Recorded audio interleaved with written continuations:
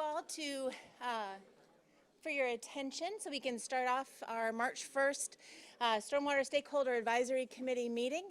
We're really excited to have you here on this cold, brisk day, but I hear it's going to be 72 on Sunday, so there is hope in the future. So the first thing that we have to do is, first of all, we don't have Lindsay right now anymore, as we know, so you get me the whole time, which is exciting.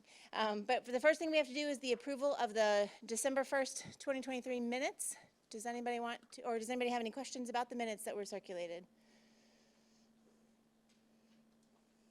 Would anybody like to approve the minutes or make a motion to approve them? Jennifer, a second?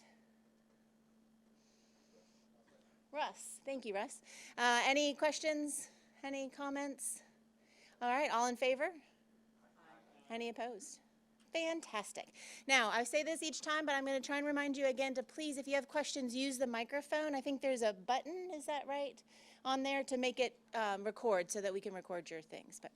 But before you have any comments, we are going to first invite Lee Moser up. We've had him here before. He's going to talk about UK Research Foundation Class B Incentive Grant Stream Weed Eat Project. So Lee, I will turn it to you. Good morning, thank you. So stream weed eat may be a typo. This is actually a steam weeding device, if y'all have ever heard of those. So one of the challenges about this project is I put a lot of speaker notes on my presentation, and to be able to see those, I'm going to have to run two devices here. So bear with me just 1 second.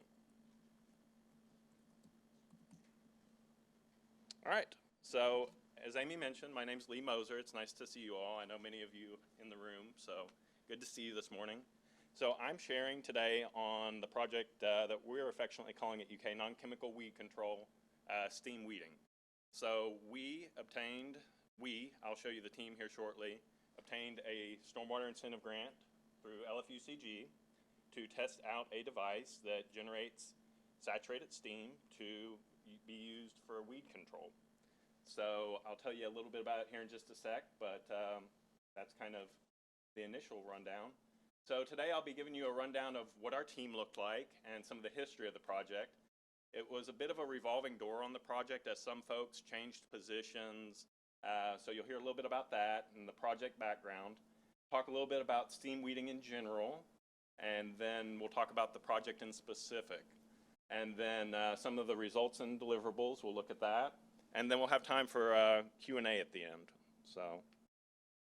So to start, as I mentioned, there were some changes in personnel with the team over time.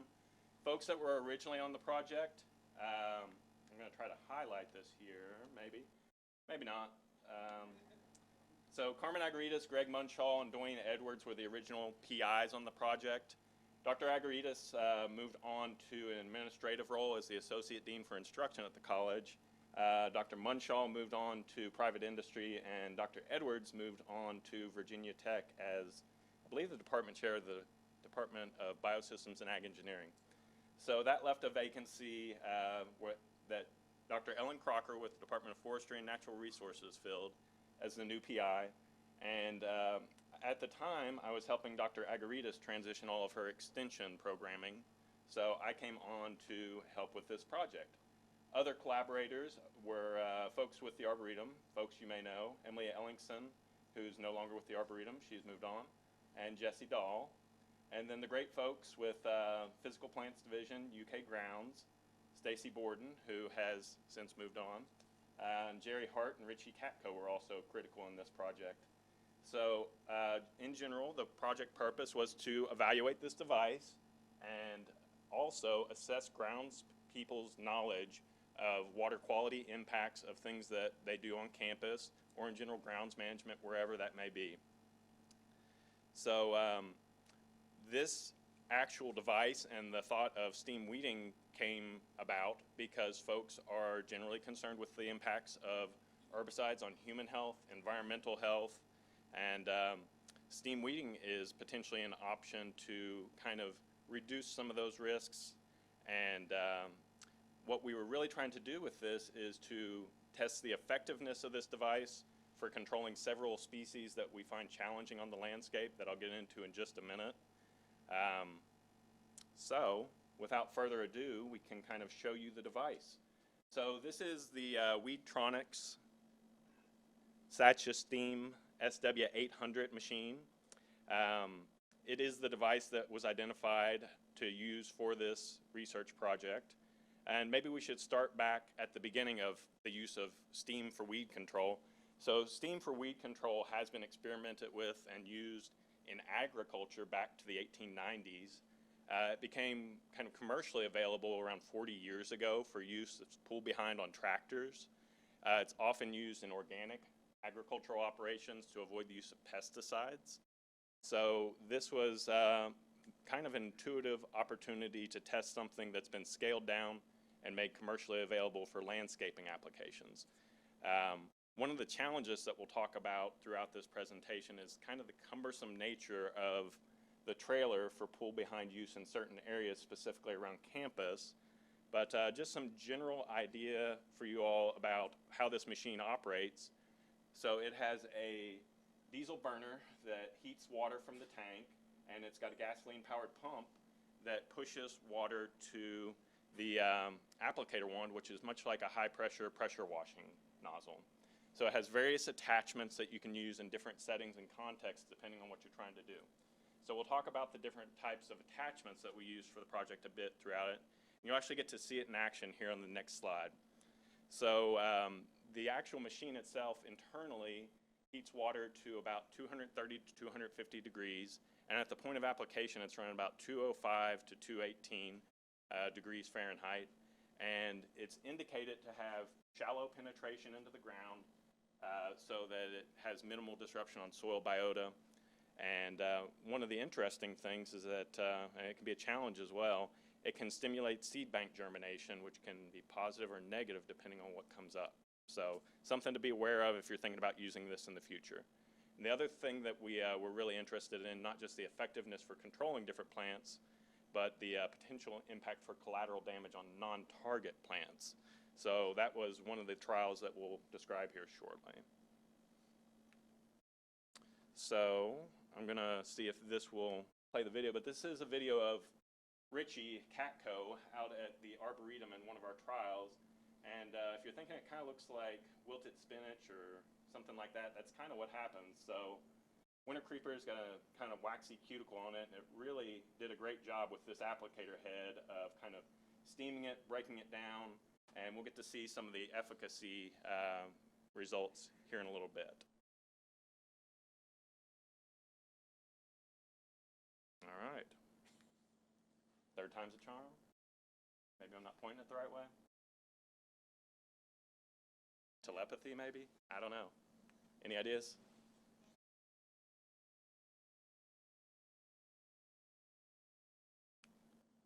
Might be because it's a video on here.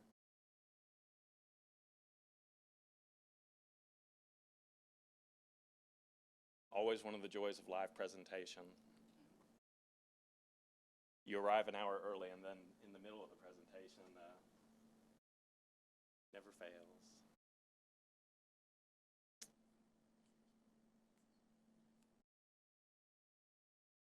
You want me to do a little dance? I have no shame, so I will. I've also been known to sing for my supper, so if that's something that is interesting to the crowd. It's a little early. I've not had breakfast yet, so I'll settle for that. Is it moving? Sorry, y'all. This is just one of those unexpected things. So what we can highlight here, maybe while we're in pause, this applicator head is really interesting. So it's about 1.5 feet wide and about 10 inches deep. And essentially, it's almost like vacuuming. So kind of have a motion, and they tend to pace at about 2 seconds per linear foot, and back and forth a little bit. Some of the different precautionary things that you see here are some of the heat wrap on the hose to make sure that Richie isn't burning himself there. That's definitely one of the challenges and risks with working with saturated steam, is that you do have the risk to burn yourself. So personal protective equipment was really important as we were working on this project. I can sit here and ad-lib some more, but yeah.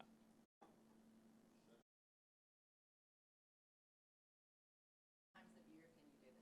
Do what? What times of year? We did it in the fall, and it it worked well then. As for other times of the year, we did not test other times of the year for application. But we are open to testing it further for different times of the year. I can't believe I locked up the entire computer. Go ahead, Jack. Far from the trailer, what's the length hose? It can be as long of a hose as you can fit on the reel. We'll push it 100 feet fairly easily. As far as the maximum distance that it'll push it, that would be dependent on the pump, but we never maxed out how far we could.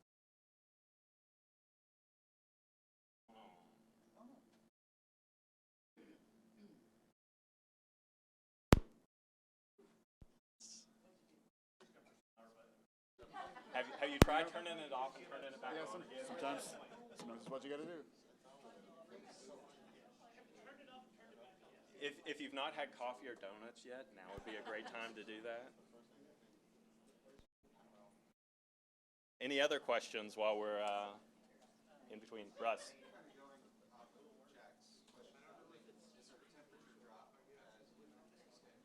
We did not test temperature in the hose, but at the point of application, it was running consistently within that 205 to 218 range, which is what we expected for control. And I'm sure this is in your presentation later. How effective is it? If it doesn't come back the next season, the season after that? We will definitely address that, and we have results at 28 weeks after application, 60 weeks after application, and at both of those intervals, it was comparable to the herbicide treatment and animal treatment that we utilized. Statistically similar. Okay. What are the man-hours? That's one of the big challenges, is that it can be quite time consuming. If you're thinking about 2 seconds per linear foot of winter creeper with a 1.5 foot wide bed, you do the math, it can be quite time consuming. And that was one of the challenges that's been identified with this technique in the past. So whether it's appropriate for every setting and every use, that's probably going to depend on your budget and your objectives. It can definitely eat up some time. Question? I've got one. Go for it. Did you say earlier that it is commercially available, and if so, what does a unit cost? So the unit that I showed you is commercially available, and I believe the base cost of it without any additional accessories was around $12,000. They also have a scaled down version that hooks up to a hose bib, and I think it's actually about the same price. And this is just the brand that we chose to use. There's Okay. probably others out there at this point. One of the things that we really hoped to do with the project was to test out units that were commercially available for homeowners, and we didn't identify any that seemed like they would be effective for that, for the costs that they were. So, yeah. All right, so we're back live here, it looks like. Hopefully my next video doesn't cause a lockup again. So there's really kind of a lot going on with this project. We had 2 different demonstration portions and tests where we tested the use of the device for control of winter creeper. That was done in the Arboretum Woods adjacent to campus. And we also had demonstration plots at the Arboretum near the ornamental beds, testing different horticultural species for collateral damage at different distances of application. So we'll cover both of those in depth. The other 2 items that might really be interesting were the knowledge and attitudes assessment and the user satisfaction survey, which were both IRB approved surveys that took way longer than I'd hoped. And then training materials and piloting workshops for the material. I believe we actually had some LFUCG folks come out and attend the training that we had on campus at the Good Barn. And as far as Project Legacy, many of the different products that we've developed are available on the website through the Department of Forestry and Natural Resource. And then public involvement, will detail that towards the end as well. So, all right, it's buzzing at me. I don't know what that means. I'm going to be gentle. So, winter creeper management. What did we find? So the design of the project, we tested 7 different treatments if you include the control. We tested the saturated steam treatment at 2 seconds per linear foot. We tested it at double that. Then we had a glyphosate treatment, a triclopyr treatment, and then a 2 second per linear foot treatment with the steam device plus triclopyr. So what did we find? So what we see is that all of the treatments were similar in terms of their response with the Tukey's pair Kramer. All of these circles overlapping indicate similarity between the triclopyr treatment, the steam plus triclopyr, the Roundup, mechanical control, the double steam application, and the single steam application, with our control being way up here. So all of these were effective and similar in terms of controlling winter creeper. The challenge that was brought up was the amount of time that these devices take to try to get that level of control. Yes, Jerry. The y-axis is the percent cover of winter plot. So we did 1x3 meter plots for treatment with nested subplots, and believe N is 9 on each of these different treatments, just for statisticians and folks that are interested in that sort of thing. That was at 28 weeks, and this is at 60 weeks. So at 60 weeks, we're starting to see the mechanical control bouncing back, but still technically similar to several of the treatments. The steam, the single and double treatment, still highly effective and comparable to the Roundup treatment, steam and herbicide, and the triclopyr treatment. So we were really pleased with the amount of control that we had compared to the other methods. However, again, one of the things that we'll highlight specifically when we are talking about the feedback from the grounds crew is the amount of time and the logistical challenges with this device. Not trying to sell it short, but there's always some pros and cons with these things. So one thing you may see me doing up here is I'm just trying to make sure I'm advancing my slide notes because I'm running double computers here. So the second part of the project was testing for collateral damage. You see yew there that we tested with, and also lilies.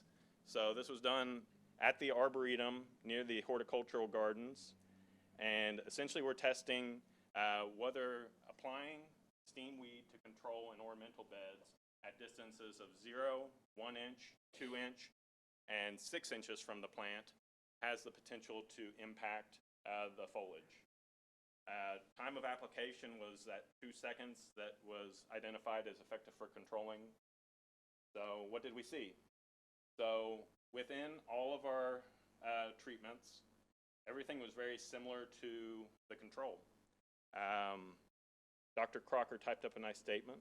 We observed no serious damage of nearby steam weeding to non-treated foliage, even to plants immediately adjacent to steam weeding hood. As mentioned, we tested 2 species, lily and taxus, and found that the percent healthy foliage didn't vary much between treatments. Different distances from the stream weeder and the hood. So while this was not a statistical study, observational data suggests that there's little danger of serious non-target damage by steam weeding. So the first survey that was a part of this was the knowledge and attitudes assessment of grounds crews, and it was also distributed to LFUCG grounds folk. We don't really know the breakdown of how many replied from UK versus LFUCG, but in general, just trying to assess background knowledge related to weed management and water quality.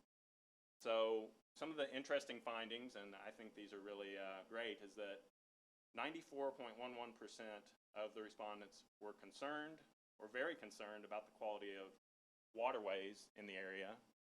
93.34% felt that what people do on the land affects the quality of water. And this is probably a good one for stormwater folks. When asked where stormwater runoff goes once it enters a storm drain, roughly 2/3 correctly answered that it goes directly to the nearest waterway.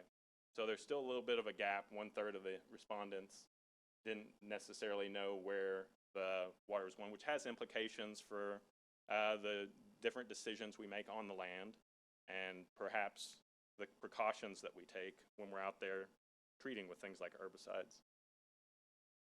So in general, they were asked about their concern for their health, the health of other people, and the health of the environment when applying herbicides. And 91.66 were concerned or very concerned about their health.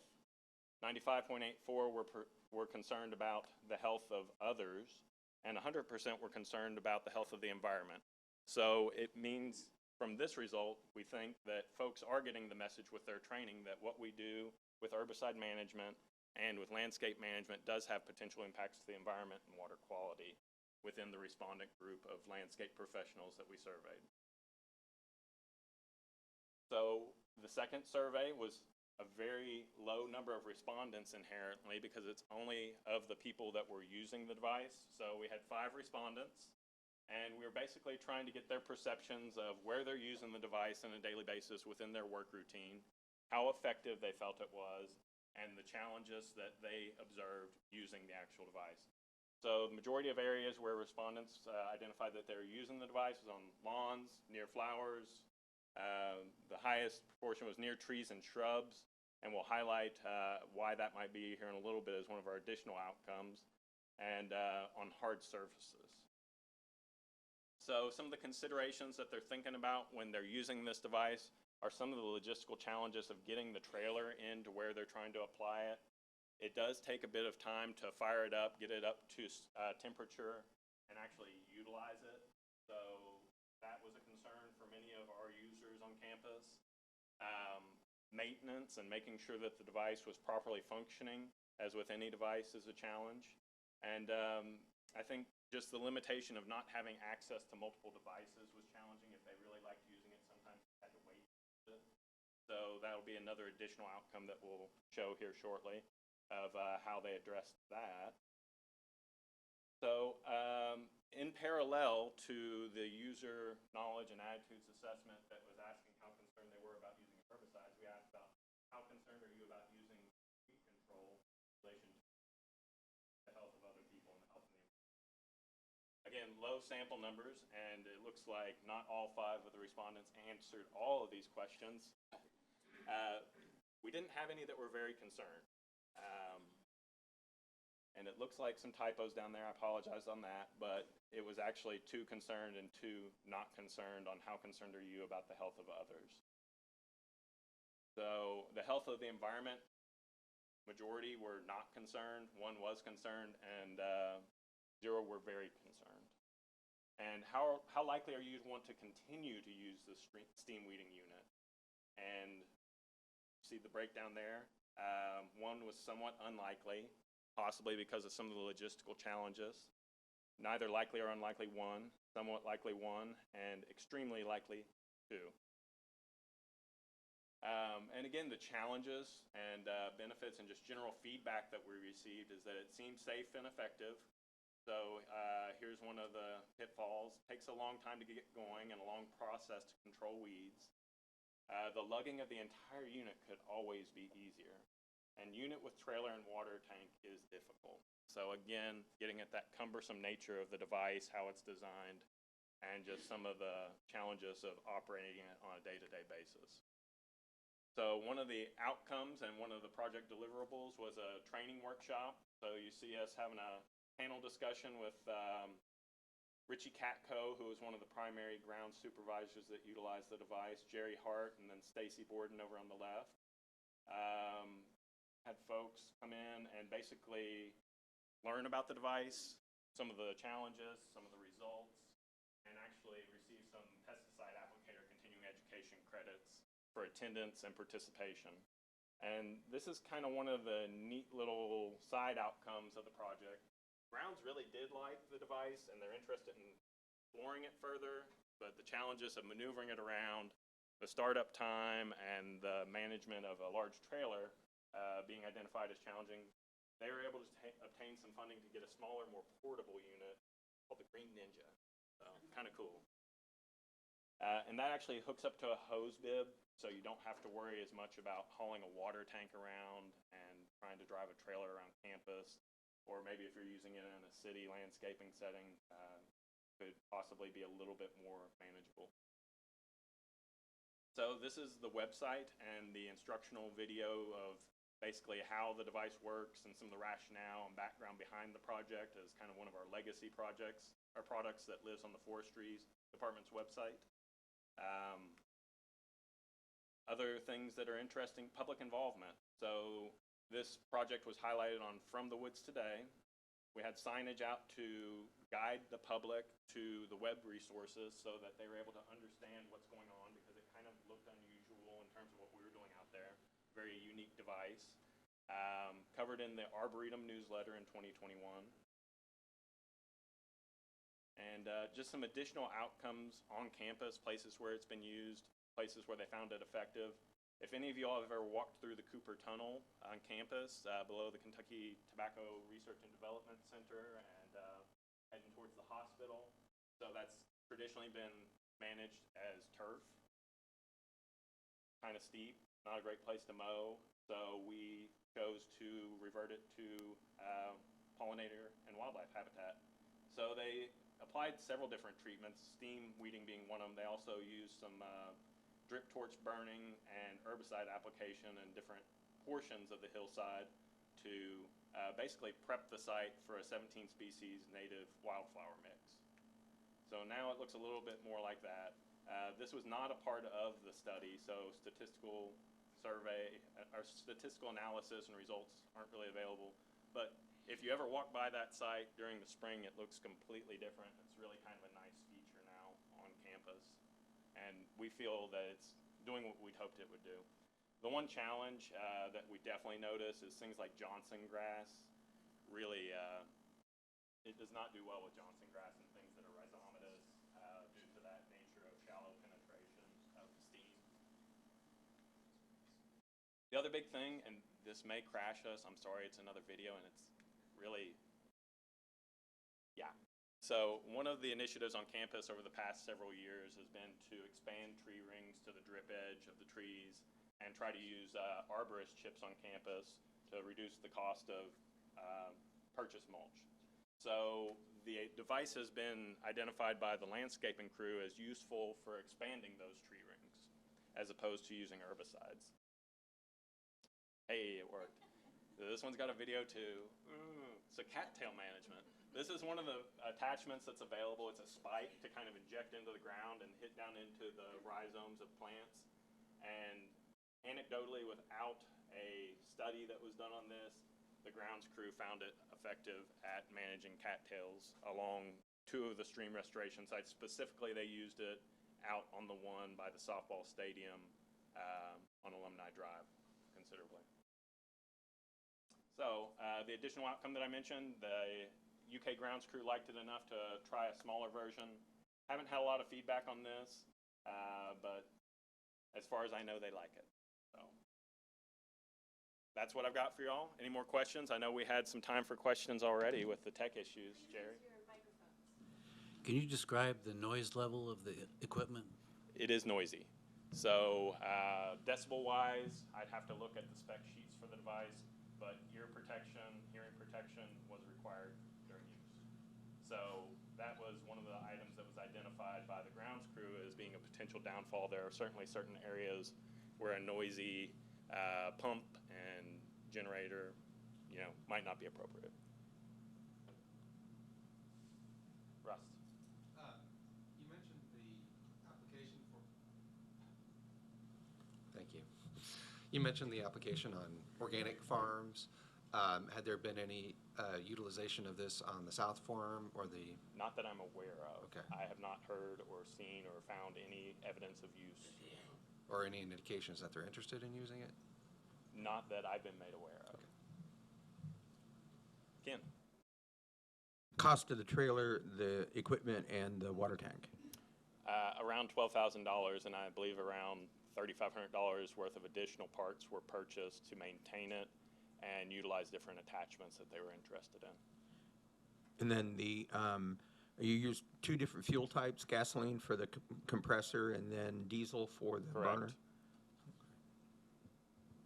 Which have their own potential environmental impacts. It depends on if you're concerned about herbicide, water quality impacts, so yeah. Any other thoughts, questions? Heather? Yeah, I just was wondering why you think that the normal control, the one-time control, had better results than the 2. I don't necessarily know. We had some discussions about it. Could have been an artifact of the site. Small sample size. It was nine measurements, so could be that. Those would be the 2 things that we identified that might be most probable causes. Frank? So the head on that, the head on the steam, we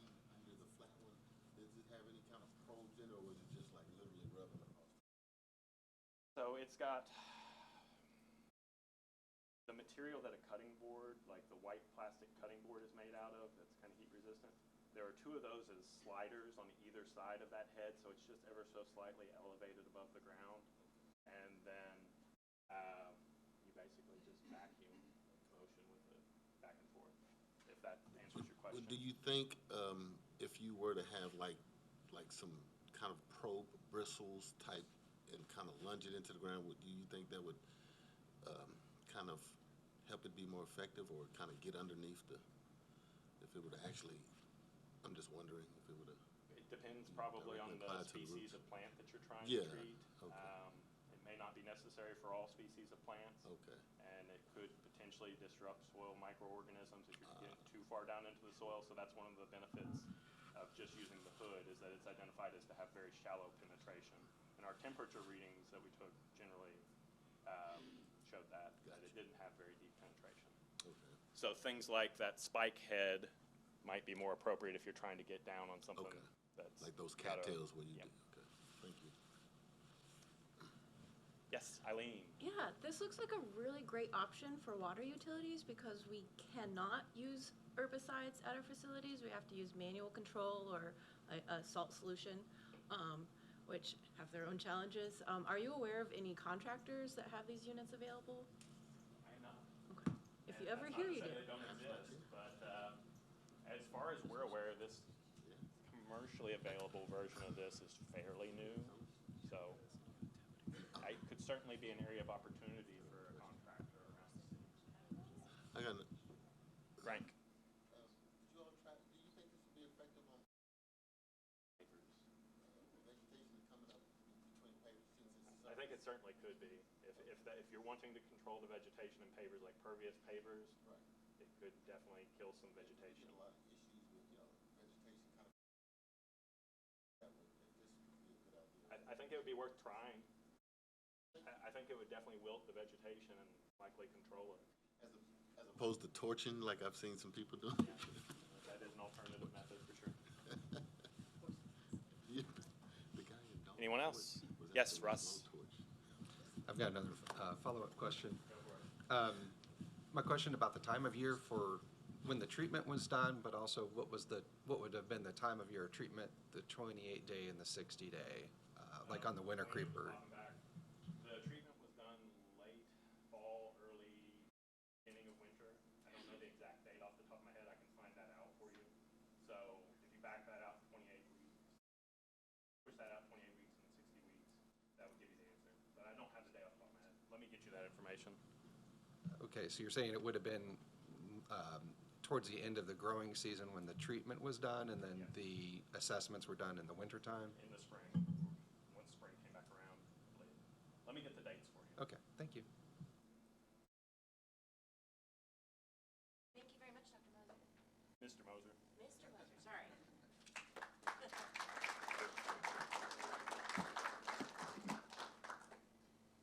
I live by the Kentucky River and have tons of winter creepers, so anytime you need extra trial areas, you let me know. Next, we're going to hear about another water quality incentive grant. Bluegrass Green Source, which might be dear to my heart, has been receiving water quality incentive grants for a while, and so I'm really excited to have a chance for Rachel, one of our fantastic environmental educators, to show how we've been using the funding in Lexington. So Rachel Patton. All right, awesome. And just a heads up, I am going to model one of our environmental education activities kind of in the middle area. So I'll go through a couple slides and then invite you to come up and participate and observe if you are interested. So like Amy said, my name is Rachel Patton. I have been an environmental educator at Bluegrass Green Source for about 5.5 years, following a couple years working in public schools after I got my bachelor's in elementary education. So I have found this field to be just the perfect fit for me with my passions, my teaching background, and getting to work with a lot of really awesome people. It's a really, really great opportunity for me. So we wanted to, just kidding. I wanted to give a little background on environmental education for anybody who's not familiar with the field. This is a subset of science education, but it's very interdisciplinary. So when we are facilitating environmental education activities, we're often incorporating art and math, language arts, social studies, like all of these different fields are woven together really beautifully in environmental education, and gives us a lot of connections with many different kinds of teachers beyond just science and STEM teachers. So our goal is not to advocate on any environmental issue as environmental educators. We want to wear that hat, right? It's the environmental educator hat. We're not advocating, but we're seeking to build an environmentally literate society, people who can make informed decisions on their impacts on the environment. So this is proven to have many academic benefits, social, emotional, and physical benefits for children, as you can kind of guess.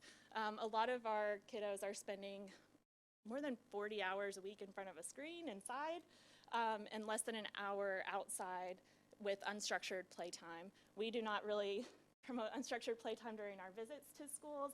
We go in as guest educators and are presenting, but we know that it's so important to have that connection to nature and to try to provide some time for manipulatives and like just observing with multiple senses different things related to the environment.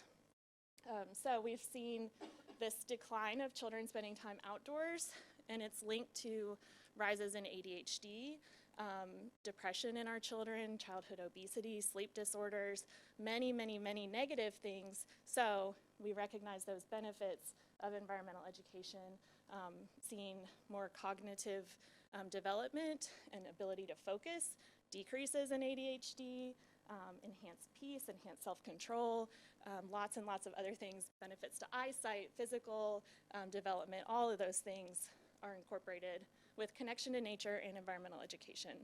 So our team travels to different schools around the Bluegrass, a lot of them here in Lexington, and we provide on-site environmental education through a series of lessons.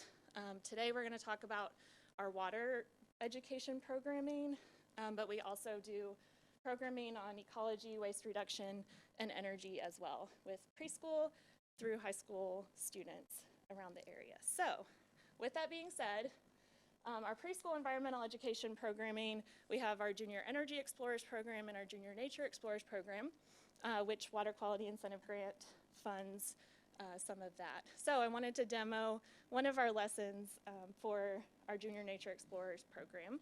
And like I said, I'm going to do it in the middle here. This is tell a story today, and I'm going to kind of be a preschooler here for minutes with me. As we tell a story about one of the animals who find a habitat at the creek. So I'm going to lay this on the ground in the middle. If you would like to may or sit on the floor, you may do that too. And I'm going to need some help. So, thank you. Perfect. Thank you so much. So, anybody want to come help me? Thank you. All right. So in a preschool classroom, I would spread this out, say, I'm here to share a story with you, but I didn't bring a book to tell our story. We're going to use our big story blanket here in the middle, and I want you all to make some observations. What do you see that is going to be in our story today? Tree, rocks. There's a tree, there's rocks. A river maybe?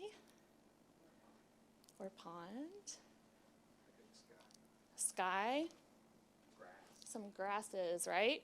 Yeah. So our story is going to happen at this special place that has a tree and the tall grasses and some water, agua, in the creek today.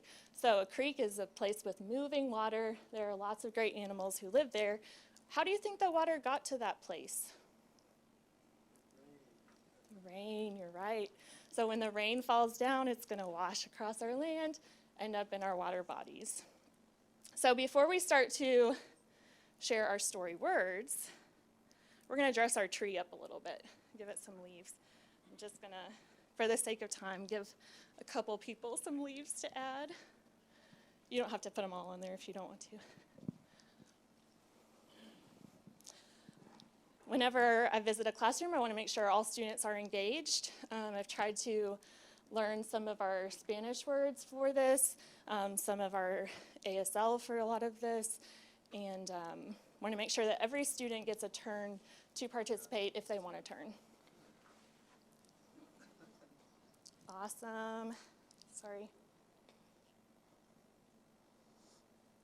All right. Now I'm going to put something in our sky. The moon, la luna.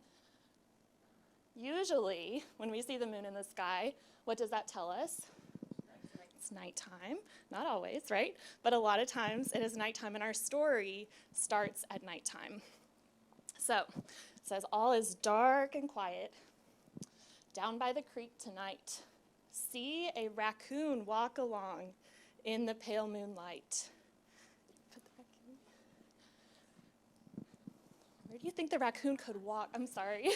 Russ already had a turn.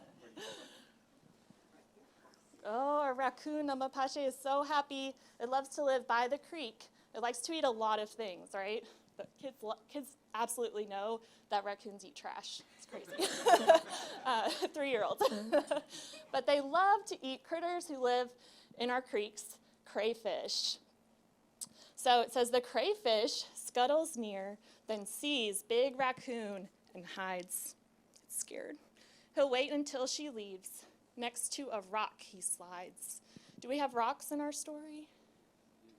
At the bottom of our creek. So let's see, can you help the crayfish find a rock? Oh, awesome.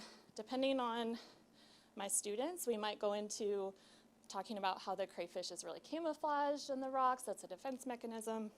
It really varies by, if I have a lot of 3s versus more 5s in the class. All right, our next animal, an owl. I forgot my words. The owl breaks the silence. Hoo, hoo, hoo, hoo, she calls. She's high in treetops branches, her sharp eyes watching all. I'll let you do that one since you're by the tree.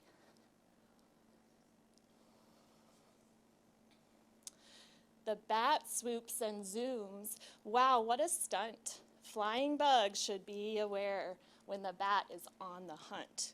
Why do you think bat is hunting, looking for bugs? He's hungry. He wants to eat those bugs, especially mosquitoes. All right, bat or bat? Good. And I find a lot of misconceptions around bats. So again, depending on our students, we might take a minute to address some of those like fears of bats and associations only with Halloween, like all those kinds of things. All right, the sky is getting lighter now. The owl stops her song. Our owl, bat, and raccoon are going home. Thank you. Daytime won't be long. What do you think is going to happen next? The morning sun is rising, and the red-winged blackbird starts to sing.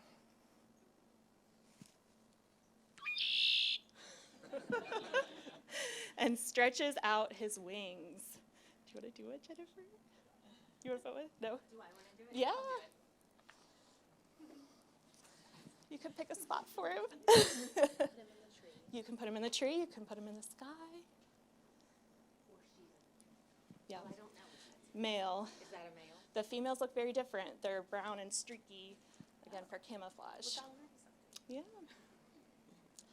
All right.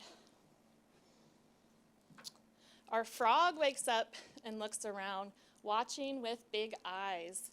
He hides in the tall grass, catching all the flies. Rusty, you want to do that one? Another camouflage animal. And our next one is kind of crazy. you all should recognize, hopefully, a dragonfly. It might be a new animal for a lot of our preschool students. Butterfly usually is a guess, mosquito is a guess a lot. But the dragonfly, La Libélula, where do you think she's going to be on our story?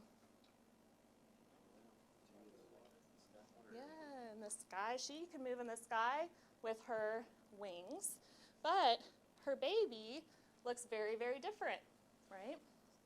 And you think her baby can fly in the sky? No. He's going to live actually in the water by our crayfish. Okay. All right, so the baby dragonfly crawls below, snatching every minnow in sight. When she molts and grows her wings, she'll be ready to take flight. All right. Just going to help with this one.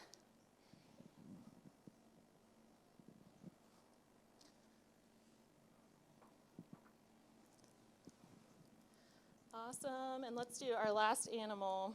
See if you can guess it.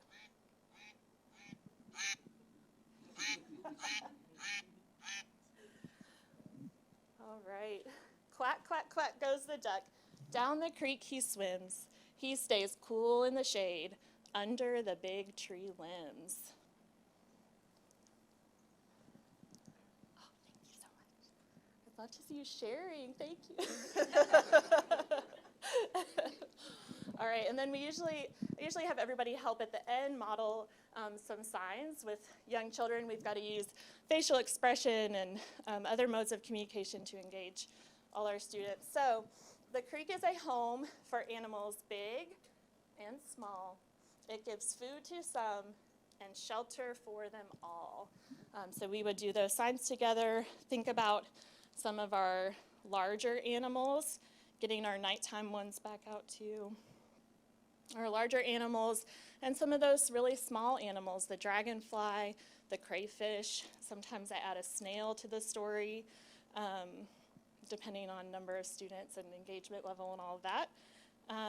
And then think about the animals in our story who found food, the animals who found shelter, and a lot of times we will try to make connections with any of these animals that could live around the student's school. Talk about, well, why could the minnow, or if we include our smallmouth bass in there, why would they be found or not be found on your playground? What do they need to survive? Thinking about that different type of habitat. Talk about if they have areas of water around their school too, and where that comes from, that kind of thing. So, anybody have questions about our creek story? Russ? Because a lot of my life,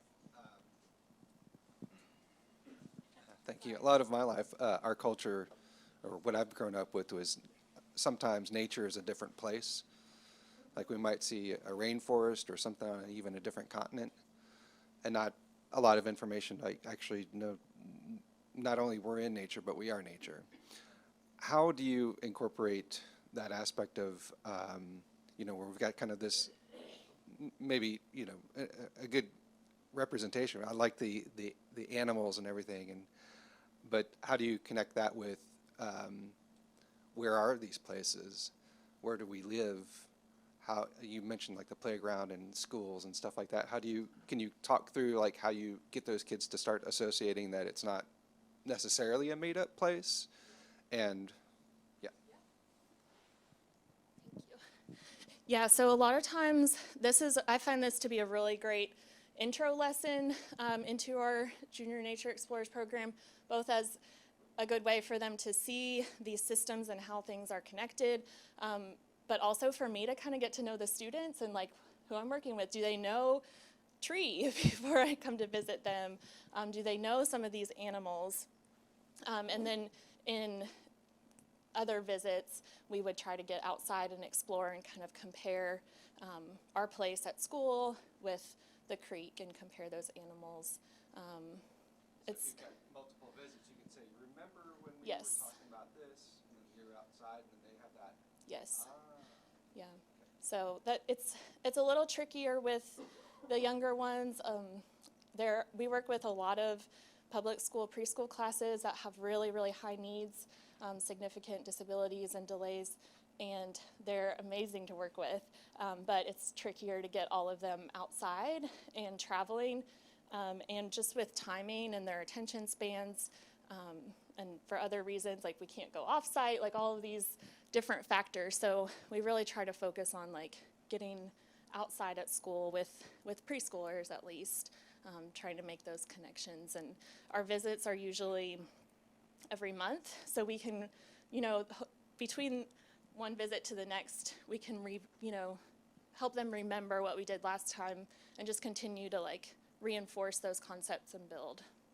So does that answer your question? Yeah, it sounds like just that repeated visit and taking them through. So it's obviously not just a one-time thing. Right. It's a beginning, and you're starting to understand where the kids are at, so you can kind of work with them. But it sounds like that continual repeat visits is an important part of tying it together. Yes. Yeah. And then a lot of our really, really stellar teacher partners will try to get the students outside and making those connections more than I really can when I go. Ken. The felt pieces, did you create those, or is that a commercial product? I created them. And the narrative, is that something you created the narrative as well? I adapted it from the Growing Up Wild Who Lives in a Tree activity. So if you're familiar with the environmental education curricula, Project Learning Tree, Project Wet, Project Wild, they all have early childhood components as well. Growing Up Wild is Project Wild's early childhood component, and it has a lesson called Who Lives in a Tree. And then, so this is the third, our second iteration of copying that, reproducing that in for a different habitat. How many students? How many of these sets of equipment do you have? We have Who Lives in a Tree, Who Lives at the Creek, and then Who Lives in a Bluegrass Savanna. So one set of each? Mm-hmm. Yes. Very good. Yes. Yeah.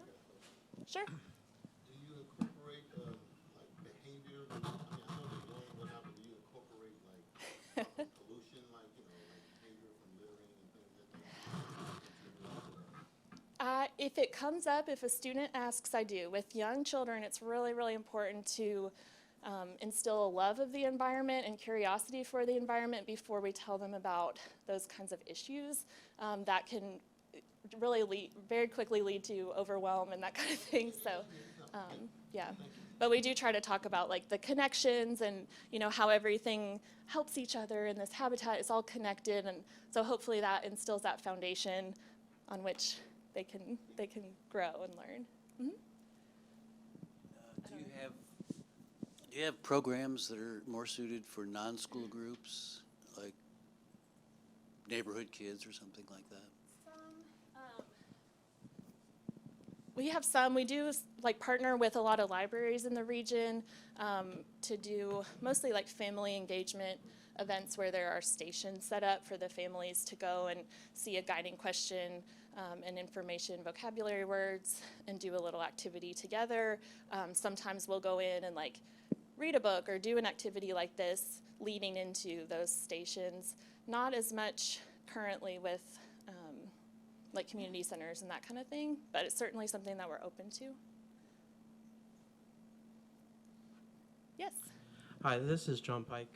I know for some environmentally conscious high schoolers, it can be a challenge to understand how to get involved or interact with these environmental areas. Is there any kind of follow-up steps that you talk about on maybe how to volunteer with Bluegrass Green Source or where to go in the city to experience the environment?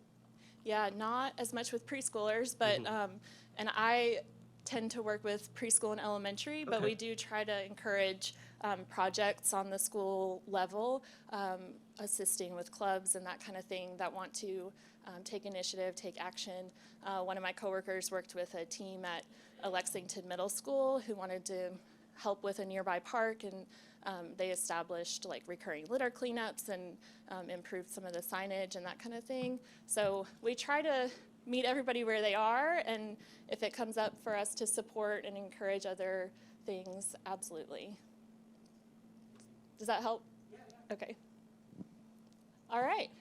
Well, thank you so much for letting me treat you like preschoolers for a little bit. You all are the best. Thank you. Thank you so much. Okay.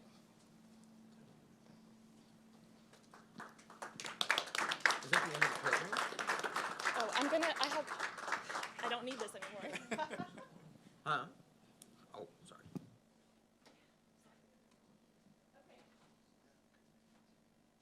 So I wanted to talk just a little bit more about what these programs look like. So you saw a sampling of Junior Nature Explorers, our preschool outreach programming, where we're going to talk a lot about water, plants and trees, animals, habitats, again, those systems, how things are connected. We do a series of 3 to 4 lessons with each class that participates. Again, our goal to try to get kiddos outside, feeling trees, looking at places where trees create shade that helps our school ground, you know, all of those foundational concepts through interactive means. In Fayette County last year, we had 29 preschool classes that participated in our program, again, through those 4 repeat visits with us about monthly. We facilitated 98 lessons in our Junior Nature Explorers program last year for a total of 1,131 student engagements. So times that students were received those lessons and were engaged thinking about water around them, stormwater around them. We do teacher surveys with this program. We had teachers report that 82% of the students showed both increased interest in nature and increased growth with regards to one of Kentucky's early childhood benchmarks for science. So observing and comparing phenomena around them. These 2 pictures are part of the same lesson where we want students to understand the roles of roots, which is pretty new for a lot of preschoolers to think about something that they can't see. Roots are there, but they may not be aware. So we read a book about roots, and then they examine these plant roots, get to touch them, look at them, and then we model how roots absorb water through a simple little experiment. All right. We also, as I said, work with elementary, middle, and high school students. Through our water education program, we have specifically creek days in Fayette County and some of our surrounding counties. In Fayette County, it's supported by the Stormwater Quality Incentive Grant. So our goal with this is, again, to connect students with place, with their local environment, and specifically their local waterways. We want them to understand some of the human impacts on water quality. So we visit a nearby waterway. We try to sample for macroinvertebrates, do chemical testing, and do a habitat survey, guided habitat survey, so that they can make a claim with evidence about their water quality in their watershed. In 2023, we had 62 classes at 10 schools who participated in a creek day in Fayette County. Again, thanks to the Water Quality Incentive Grant, we had 1,154 students participate in the creek days.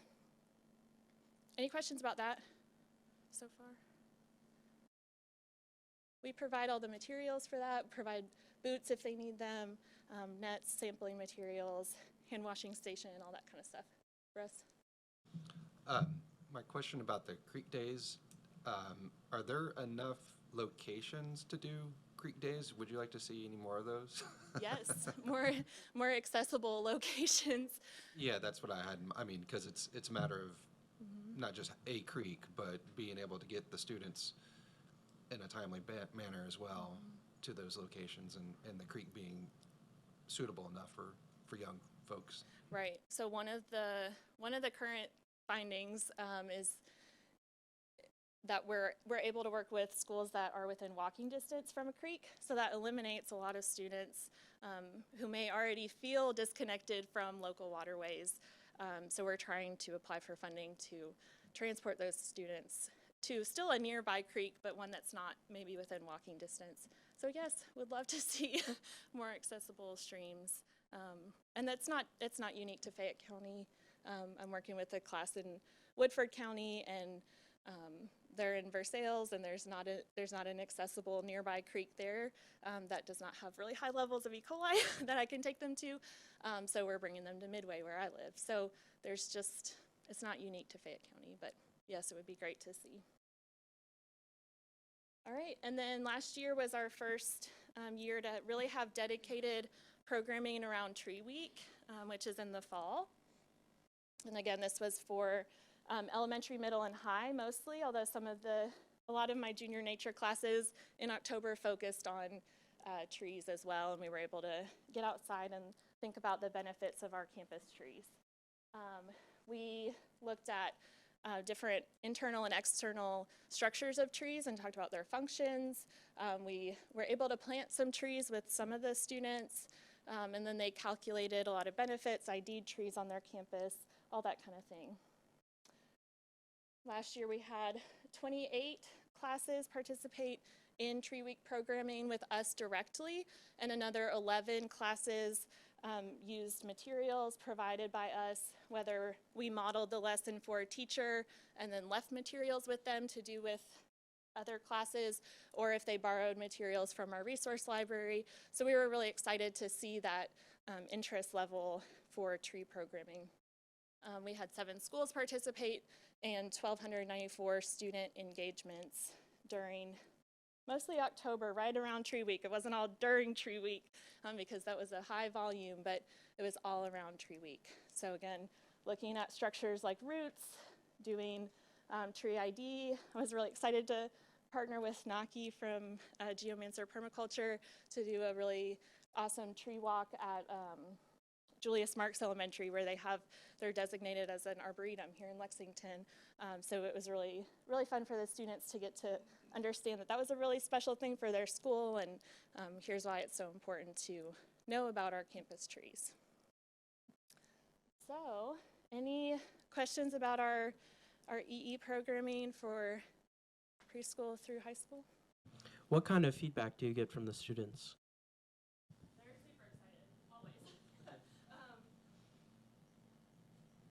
It's really interesting, like I mentioned, sometimes I find that some of the preschoolers are like, a tree? You know, like, what's a tree? So it really varies, but I think that they're always excited, and we're piquing their curiosity and trying to get them connected with the outside world. We do try to do surveys, like just a thumbs up, thumbs down at the end of our creek days to gauge their understanding at the end of our day of making a claim about the water quality. And so yeah, it's very hands-on and interactive, so it's pretty hard to, I think it's pretty hard to not get excited, and that's usually what we see. Andrea? Are these resources available for anybody in this room to check out? Or is it just specifically for K through 12? No, we have a resource library that is open to the public. That kit is not in there, but if you were wanting to borrow it, I let people that I know and trust borrow those things. But we do have a public resource library with kits about trees and soils, animal pelts and skulls, things that, you know, a teacher or any member of the public should be able to open up and say, oh, I know what to do with this. Like, here's how I can explore and learn more about animals or trees or any of those things. So it's on our website. If you go to our bggreensource.org, what we do, there's a resource library page. You can preview the kits and check them out through an online checkout form.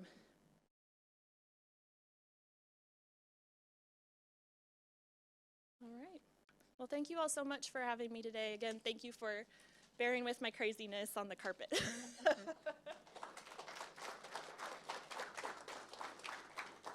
Thank you, Rachel. She has been just a joy for 5.5 years. We're very lucky to have her at Green Source. And that's the first time I've seen this group on the floor. So kudos to you that all participated in that. Next, we are probably not going to be doing interactive things, I'm assuming, although who knows? Doug can let us know. Yeah, we'll see. We're going to have Stormwater Manual and Procedurals Manual amendments from Doug. Thank you. Mine probably won't rhyme. That's a good sign, right? Here, I walk around too much to have it at the stand anyway, so. All right, so, should we get this? All right. So for some of you, quite a few of you, I recognize that you probably were here the last time I presented to this. Some of these slides are going to look the same because they're exactly the same. But some of them towards the end or more what I presented at the construction workshop that we do in December.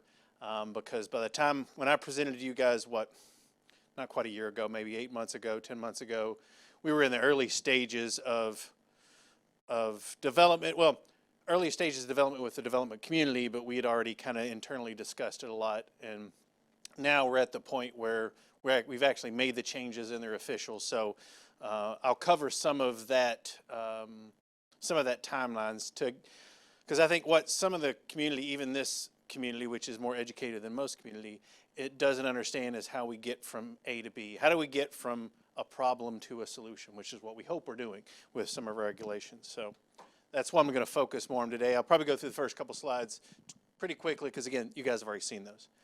So what is the composite drainage plan and why did we feel we had to update it? So in general, when developers are working on drainage for a site, and obviously this is a large home building site, their focus is getting the water to some sort of conveyance system. But a lot of that, such as curb box inlets and pipes, et cetera, and back out into the creeks, as one of our previous presenters said. But a lot of that work to get it there is just overland flow through people's backyards. So that's what these arrows that you see here are, is it's just getting water from A to B, again, eventually getting it into a curb box inlet, into a pipe, out of the neighborhood, into a stream. This drawing here shows you some of the components of that. Again, the street itself, sanitary sewer, which is another potential issue that you run into, the stormwater itself, drainage swells between homes, the home lots themselves.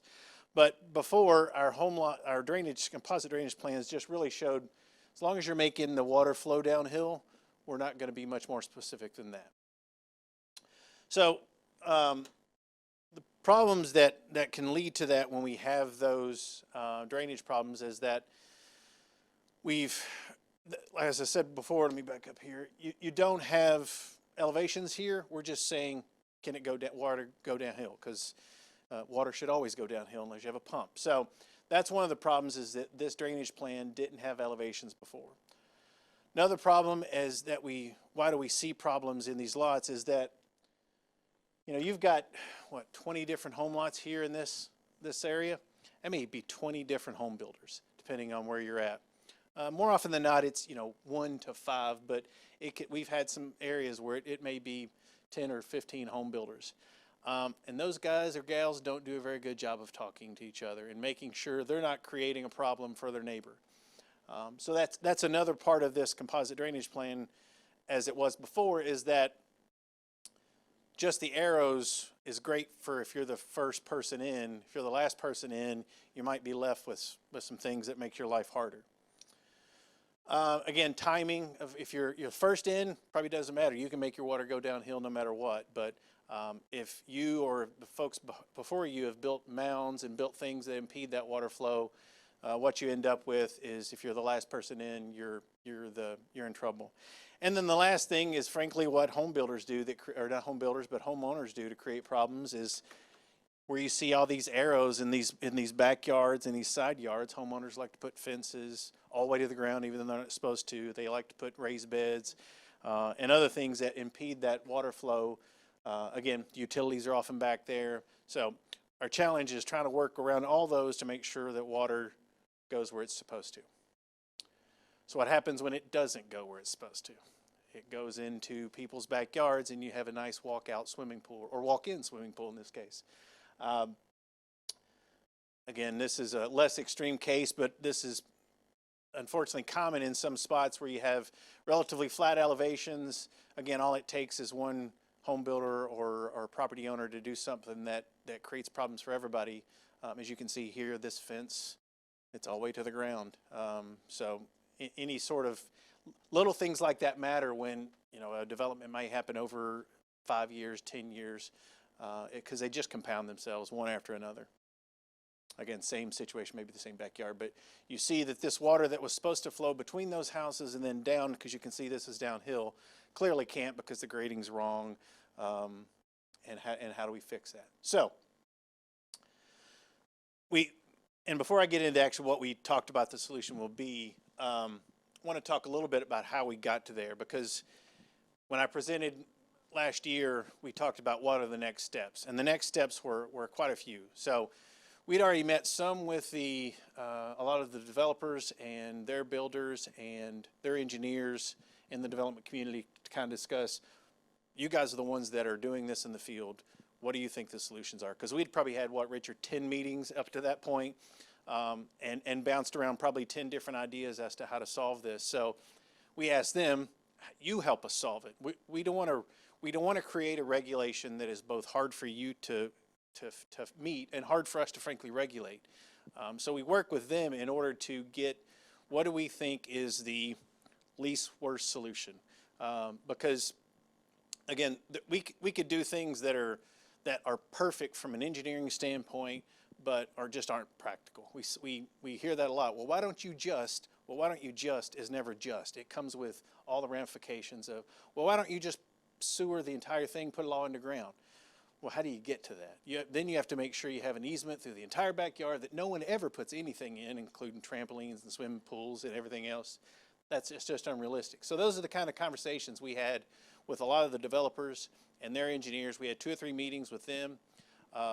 Todd with the Home Builders Association, he got us, Richard and a lot of my staff, and Greg met with a lot of the home builders at the Home Builders Association, and well, frankly, they yelled at me for an hour. But in yelling at me for an hour, it helped us understood of those draft changes that we prepared up to that point, what was and wasn't practical.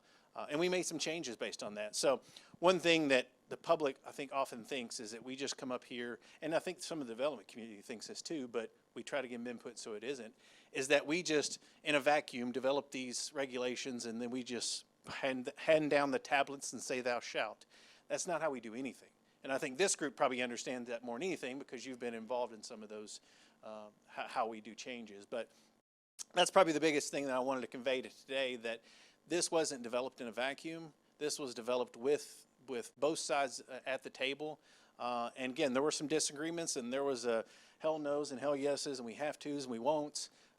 And we finally came to a solution that is effective now as of January 1st. All of our anything that's a development plan after January 1st, this will be our new edict. So let me talk a little bit about that and what we ended up with. So that drainage plan that I showed before, as I said, one of the problems it has is it didn't have any elevations. So when you're showing this plan, again, if you don't have elevations that fix these back corner points, then as long as the first guy's there first, he makes his flows downhill. Again, you end up chasing it, and what you end up doing is, if it's especially bad if, let's see if we have a good example on this one, maybe not, but it's especially bad if you're at the bottom of the hill and you create a high spot and that just echoes 20 houses up. So with our solution of putting in critical flow elevations, which again, the corners of the lot on the back, the front corners are fairly fixed by the street elevations, so we didn't worry about that. That's another talking point that we hammered out in some of those discussions with the developers, because initially we said, well, the surveyors have to come in and do all 4 corners. So they said, well, that's silly.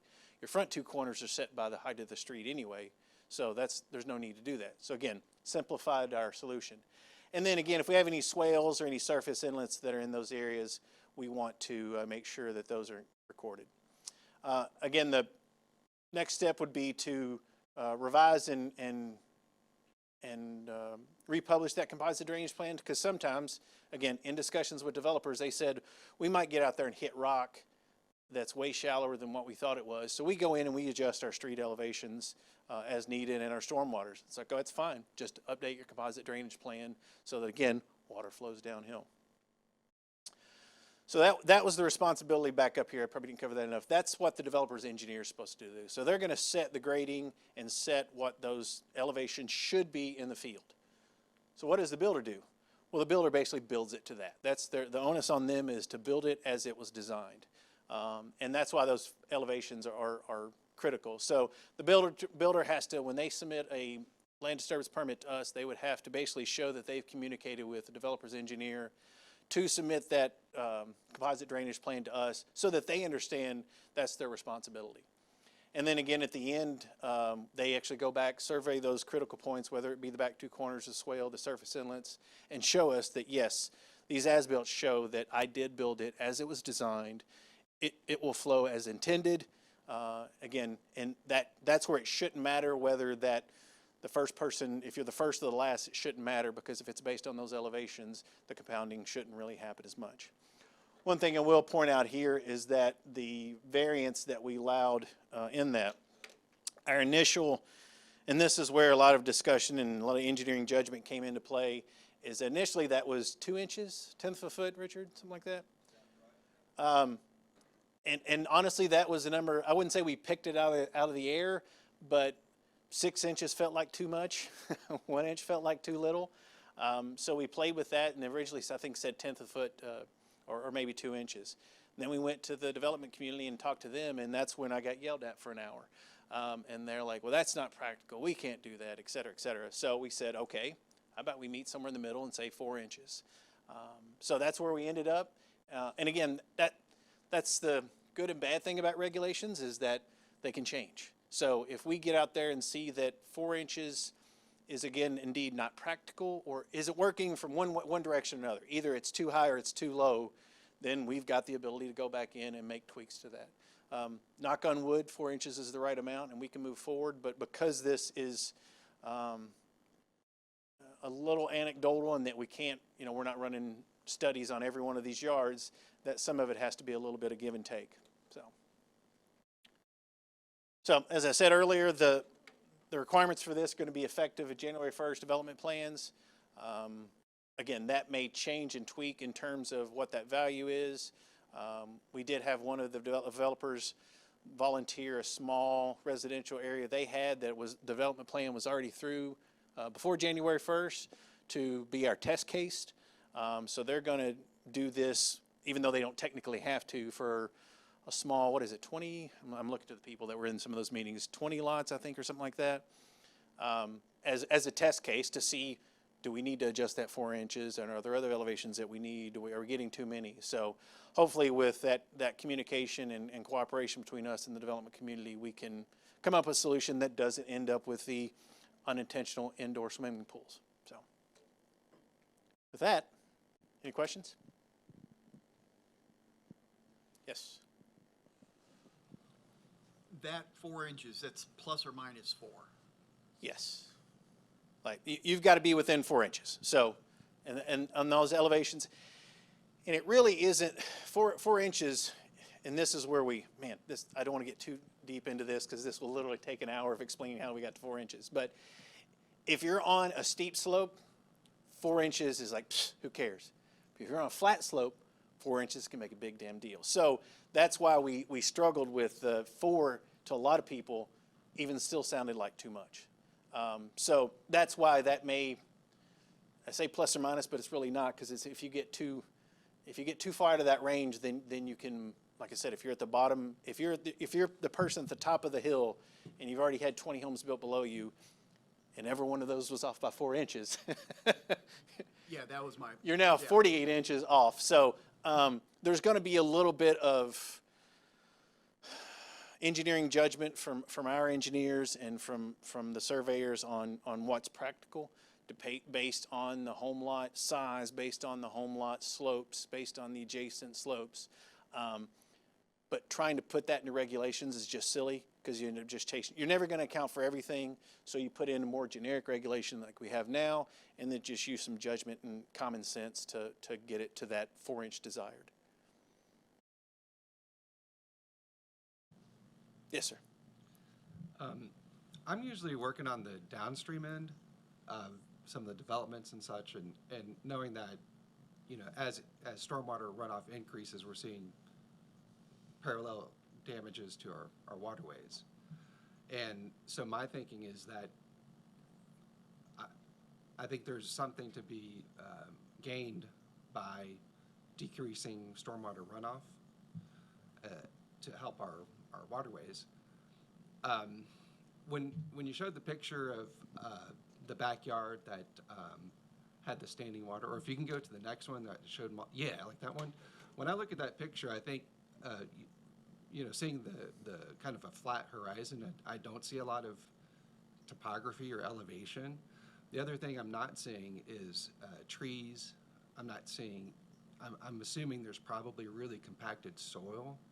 And so I'm looking at a few other things. I hear you talk about elevations and topography, but I don't hear talk about changing the ability of some of the properties to have greater capacity in reducing runoff. So like there's more infiltration or increasing the capacity of the soils to mitigate, we're talking about, small flows. I'm not talking about flooding, but smaller stuff. And then just using, having an option for green infrastructure to play a role in some of this. Is that? I think it's an option, but as anything else that we see in the development community, it's cost. If they do a cost benefit analysis on just like anyone else does, and if it makes sense and that makes them more money on that lot and they can sell that lot by doing that, they will. If they don't, they won't. So Is there interest in LFUCG in approaching more than just elevation and topography, but looking at drainage in a more comprehensive way? I up to a point, but again, at some point, we are the regulators, not the market drivers. So it would be a small bites kind of thing like we do with our green infrastructure. We give them the options to do things that are better than just grass and the basics. And the market will tell us if that is viable. In certain markets, depending on home size, et cetera, it's going to be viable. In some markets, it's just not because it doesn't make sense. There's not enough profit or the driver there. So we have to be careful as regulators to not be, what was the word you used? You don't want to be an educator, not a advocator. So we have to toe that fine line as regulators that we aren't advocators, because which are we? We can be a little bit of an advocator, but if at the end of the day we're more regulators than we are advocators. For instance, we don't know that if you went with a probing rod right into the middle of that puddle, yeah, you might shatter your teeth on bedrock just by sticking a probing rod in. We don't. Yeah, and maybe why this is so flat is that, they hit bedrock and they went with the absolute minimum slopes. And when you go with the absolute minimum slopes, that 4 inches is when it gets a little tricky, back to Scott's question. And that's why we chased our tail a little bit on trying to identify why that number is, because what's the minimum amount? It depends. But it's hard to regulate on the word it depends. Shoot.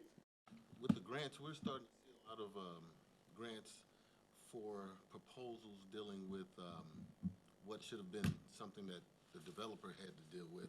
And so I'm trying to figure out, what do you attribute that to? Do you think it's a builder thing, or is it an engineering thing with the developer? We're seeing a lot like Ellerslie and places like that. So I'm just wondering, because the board is asking questions. I think it's all of the above. Okay. Which is why, regulations are not a fixed thing. It's not a we do it and it never changes. Yeah, right. When that was built, when the ones that you're talking about were built, I wasn't here. No.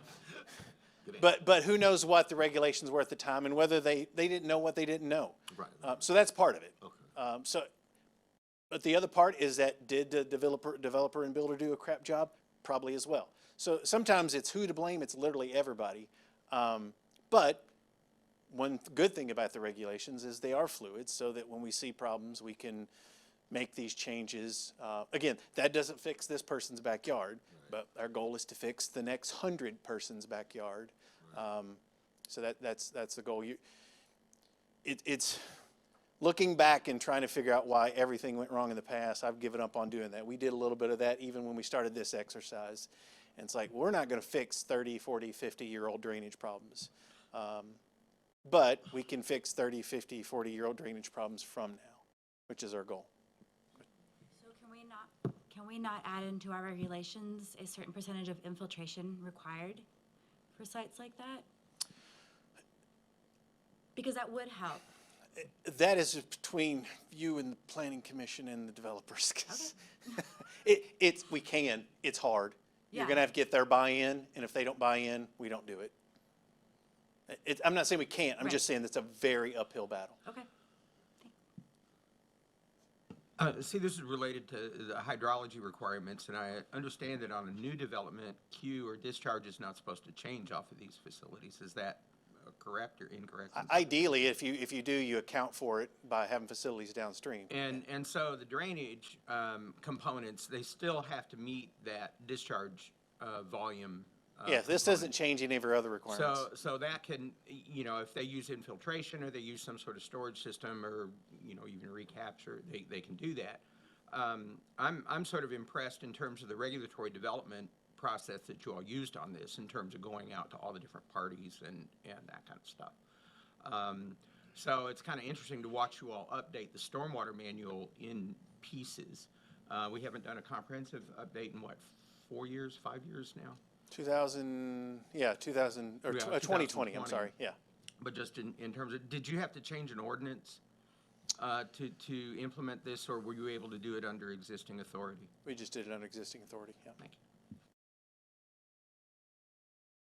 Yep. So to be clear, I'm a development engineer. We do water quality volume and runoff reduction volume as part of the current standards and procedures. So part of that, where you can get credit, is infiltration practices. So there is a requirement already in place, and infiltration is part of that. All right, anybody else? Good deal. Well, hopefully I won't have to give you another update on this ever again. This will work perfect, and we'll never have to talk about it again.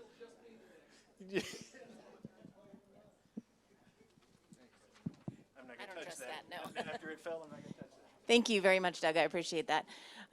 Okay, so as always, we take the last few minutes and talk about potential topics for the next meeting. So who has some ideas? Ken, I knew that would happen. I'd like to know about the new stormwater MS4 coordinator.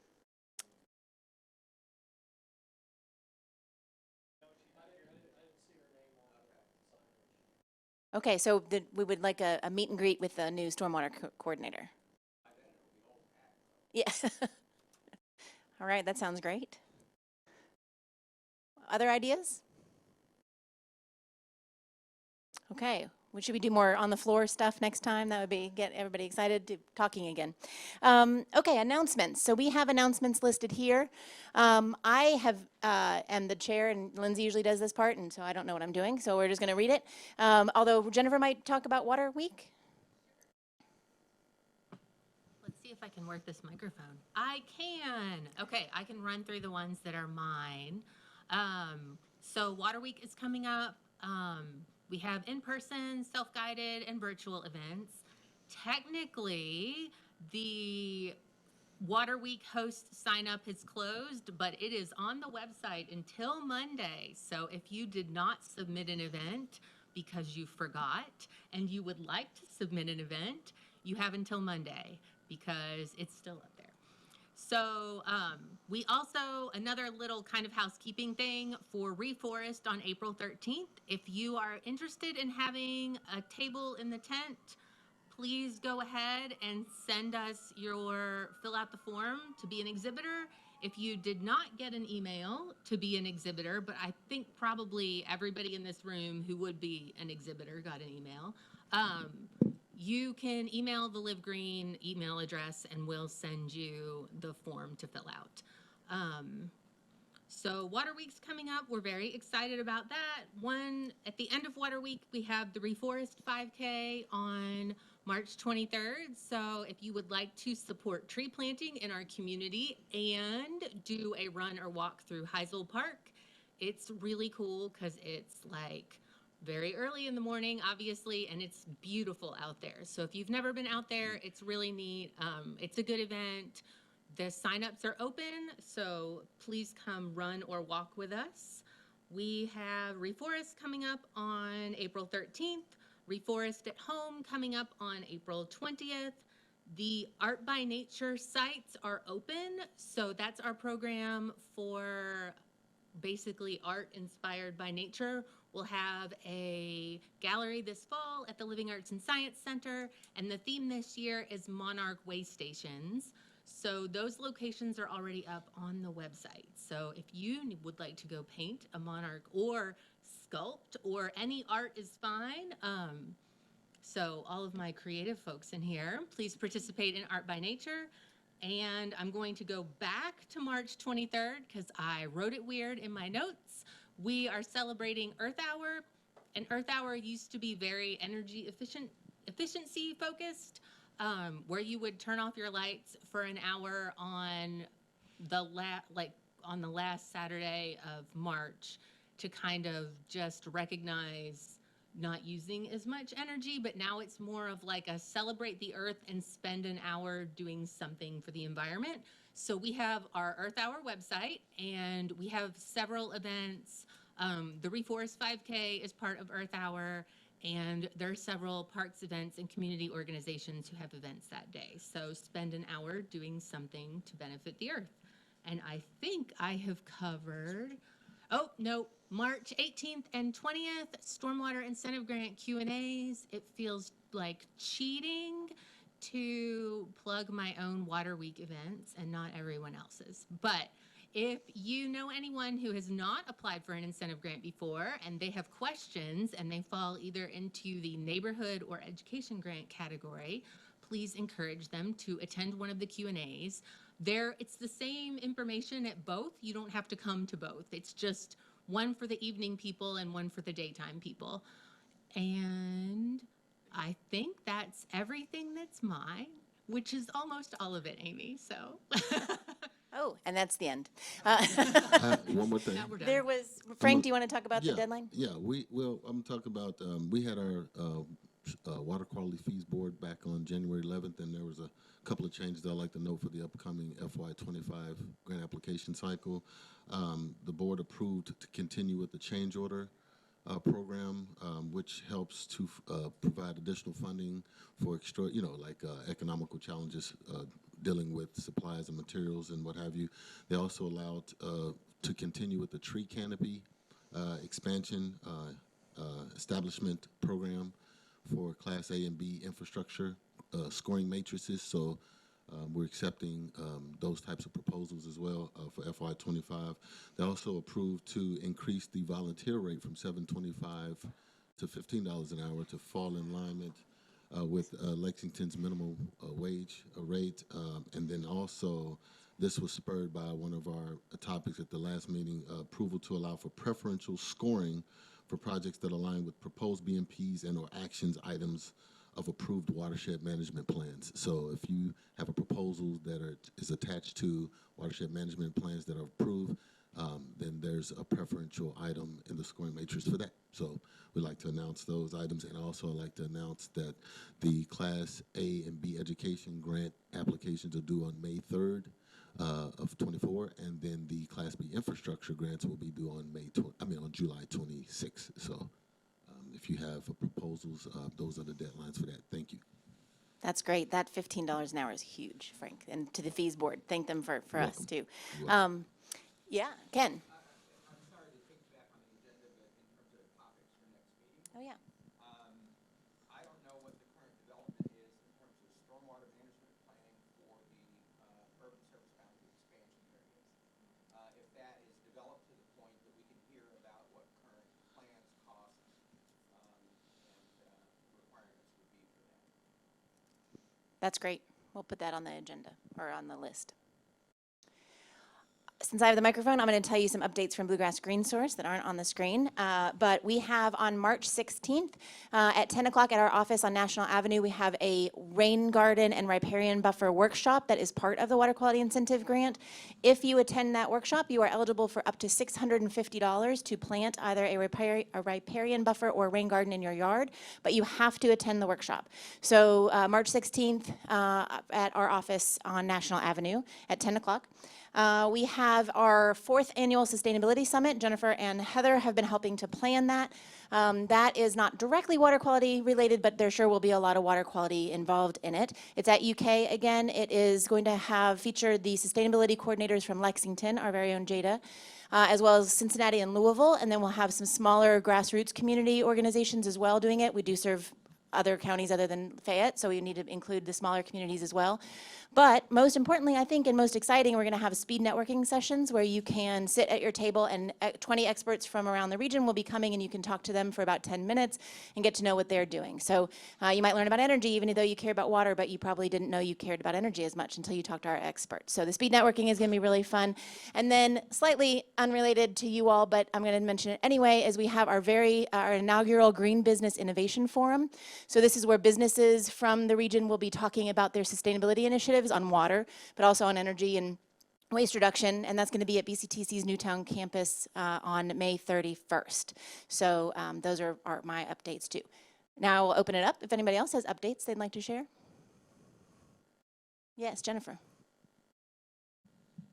All right. I think we still have some spots in the compost workshops that are coming up over the next month, so you can go ahead. Maybe.